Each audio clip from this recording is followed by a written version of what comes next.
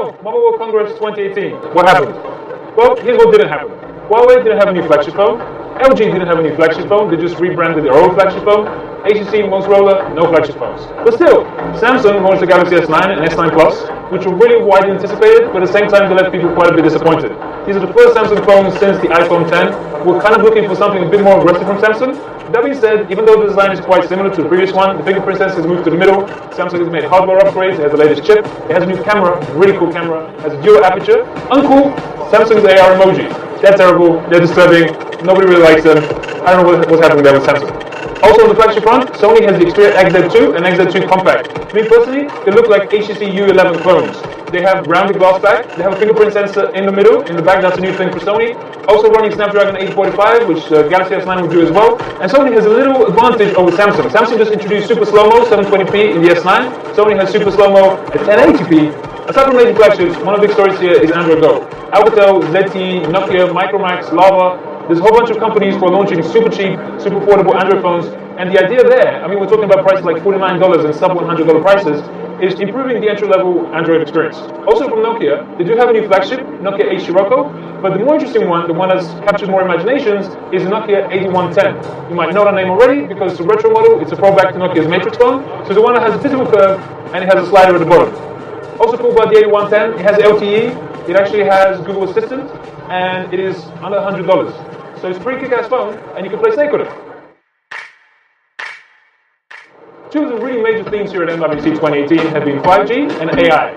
They are absolutely the buzzwords for this show. 5G is kind of like the messiah. Like if you want a religious figure for technology, that's what 5G is. It's the promise of the future. Nothing is really happening with it right now. There are no phones, no tablets that you can buy with 5G. Companies are showing off prototypes, but we can't really see anything. And 5G also goes into like enterprise applications, e-health, connected cars, and all these things which are kind of a few years down the line. As to AI, it feels like something that companies are just kind of tucking onto their products without really thinking about it too much. ASUS, I have to say, is guiltiest of this.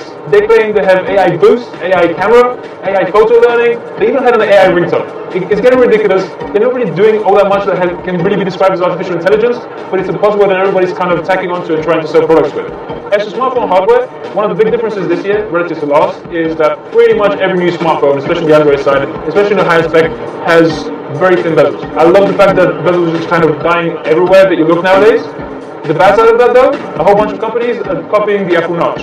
The Apple Notch on the iPhone X is justified by having Face ID, which is super sophisticated biometric identification system. Nobody else is doing anything near that. They're just copying the Notch. It's superficial, it's cosmetic, I'm not a fan of that trend. So even though it's not a retail product, the Vivo Apex is one of the highlights here at MWC 2018. This has practically no bezels, even thinner bezels around the display. And the way the company achieves it is it integrates the selfie cam inside the body, which pops up from above the screen. Anytime you can get that sort of mechanical engineering built into a smartphone, people are going to get hyped up about it. That being said, Vivo has also evolved the fingerprint ID system that they have built into the display and showed off the CES 2018. In this new concept, that covers the lower third of the phone's display. And finally, even though MWC is traditionally a phone show, Huawei and Lenovo actually have some really cool laptops to show off.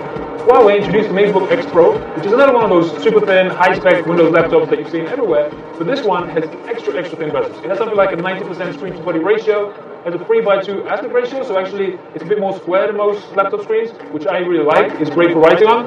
And also it has a hidden webcam, which is a little mechanical button which pops up from just above the keyboard, which is cool in terms of design, but might not be the best in terms of creating flattering selfies. As for Lenovo, it introduced some new Chromebooks, which aren't pretty, but they also aren't expensive, and they're terrific for taking notes on them. One of them, you can take notes with just a regular pencil, and the other one, it has a lag-free stylus. I tried it myself, it uses one of Google's Chrome OS APIs, and it's super. It's just a great experience for taking notes. And both of those are under $300. It seems like this year, many of the big Android companies just weren't ready to launch their flagship phones here at MWC.